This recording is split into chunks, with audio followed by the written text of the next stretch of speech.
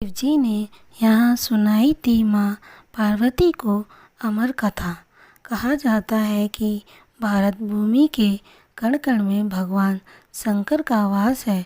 जो भक्त उन्हें सच्चे मन से जहाँ पूजता है उसके लिए वही शिव का धाम है। शिव और शक्ति को समर्पित कई प्राचीन तीर्थों के दर्शन एवं उनकी कथाएं पढ़कर हमारी आस्था अटूट व अटल हो जाती है। बाबा अमरनाथ की पवित्र गुफा भी ऐसा ही एक प्राचीन तीर्थ स्थल है। हर साल अमरनाथ के दर्शन के लिए देश भर से श्रद्धालु जाते हैं। जम्मू कश्मीर में स्थित इस गुफा की कथा अत्यंत रोचक है। प्राचीन काल की बात है, एक बार माँ पार्वती ने भगवान शिव से अमरता एवं सृष्टि के सृजन का रहस्य जानना चाहा। अमरत्व के इस रहस्य को किसी भी साधारण स्थान पर नहीं बताया जा सकता था, क्योंकि यदि इसे कोई जीव सुन लेता तो वह अमर हो जाता और सृष्टि के नियम भंग हो जाते। अतः भोलेनाथ ने ऐसे स्थान का चयन किया जहाँ कोई जीव ना हो। वे जम्मू कश्मीर स्थित इस गुफा में आ गए। यहाँ आने से पूर्व उन्होंने सर्प आदि भी पीछे छोड़ दिए। फिर वे माता पार्वती को सृष्टि का रहस्य समझाने के लिए अमर कथा सुनाने लगे।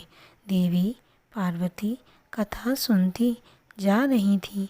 इस दौरान वे सुनते हुए प्रतिक्रिया हुंकारा देती जा रही थी। सहसा उन्हें निद्रा का एहसास हुआ और वे सो गईं। संयोगवश उस गुफा में कबूतर के 2 बच्चे भी मौजूद थे।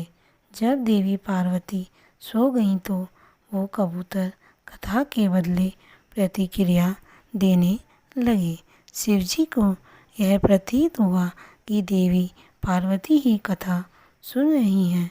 कथा संपूर्ण होने के बाद शिवजी को ज्ञात हुआ कि देवी पार्वती तो सो रही हैं, और वे सोचने लगे कि फिर वहाँ कथा कौन सुन रहा था। सहसा शिवजी को कबूतरों के दोनों बच्चे दिखाई दिए। शिव ने उनका संहार करना चाहा, लेकिन माँ पार्वती ने उन्हें रोक लिया। कुछ कथाओं के अनुसार कबूतर के उन बच्चों ने शिवजी से प्रार्थना की थी कि वे उन्हें जीवन दान दें। चूँकि अमर कथा सुनने के बाद वे अमर हो चुके थे, इसीलिए अब अगर शिवजी ने उन्हें भस्म कर देते तो अमर कथा का महत्व ही समाप्त हो जाता।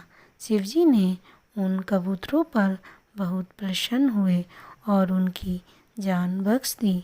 आज हर साल अनेक श्रद्धालु देश के कोने कोने से यहाँ दर्शन करने आते हैं।